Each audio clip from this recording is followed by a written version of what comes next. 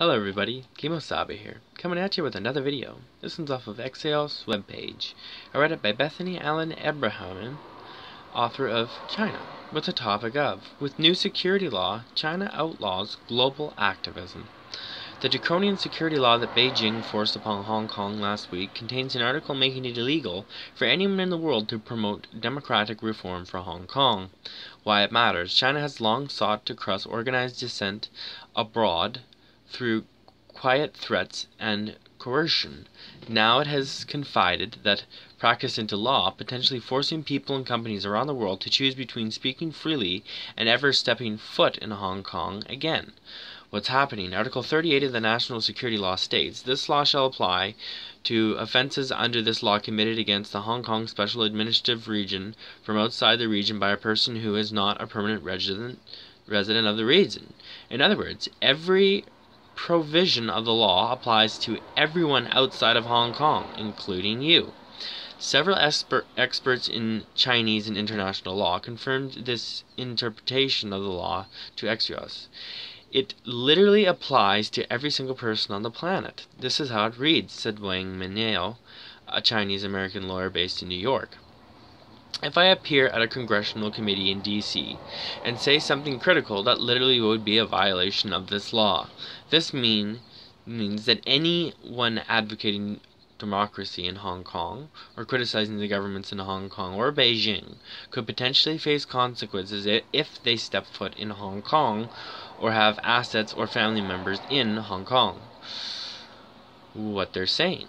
One of the main purposes of having the national security law is to quash the international front of the movement, said Nathan Law, a Hong Kong pro-democracy lawmaker who spoke to Axios after he fled the city last week. For Hong Kong, we have to understand that it is the foreground of a very global fight, authoritarianism versus democracy. He and other leaders of the pro-democracy movement, including Joshua Wong, have traveled the globe in recent years to promote their cause, including meeting with the U.S. lawmakers and activity that the new law prohibits. The big picture. This marks a historically unprecedented expansion of the extraterritorial, the application of a country's domestic law abroad. U.S. counterterrorism laws have a degree of extraterritorial, but these laws are intended to fight actual violent terrorism, not free speech, and are not used to crush peaceful political organizing. The new law confides and extends to non-Chinese nationals the extraterritorial practices that the Chinese Communist Party have long applied to its own citizens abroad. Earlier this year, a Chinese student at the University of Minnesota was sentenced to 6 months in prison after returning home to China for the summer for a tweet criticizing Xi Jinping that he posted while in the U.S. Chinese officials have also threatened people of the Chinese heritage abroad who are no longer Chinese citizens, in some cases kidnapping them, taking them back to China, and forcing them to renounce their foreign citizenship so that the Chinese authorities can prosecute them as Chinese nationals without foreign involvement. Beijing is also increasingly using market access as a form of leverage to silence foreign companies and organizations. Hollywood movie studios make sure their films don't offend China's censors so they can retain access to China's massive domestic movie market.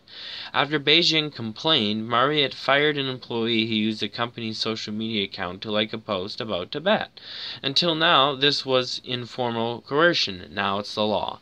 An example. The tweet that Houston Rockets general manager Daryl Morey posted last year in the support of the Hong Kong protest got the NBA in a lot of trouble in China. That tweet would likely be illegal under the new law. What's at stake?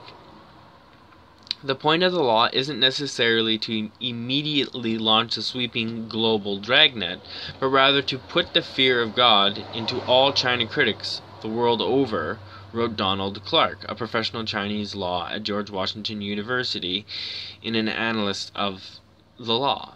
It's the obsession with seizing the narrative, setting power, said Alvin Cheung, a legal scholar at the New York University. What to watch. Hong Kong authorities may begin to detain or arrest people of any nationality upon entry to Hong Kong for their actions or speech elsewhere, or even issue extradition requests for major targets. Hopefully you enjoyed the write-up, everybody. We're good if you leave me some comments. Awesome if you hit that like up. We're good if you subscribe. Peace and roll till the wheels fall off, everybody. Thanks and bye.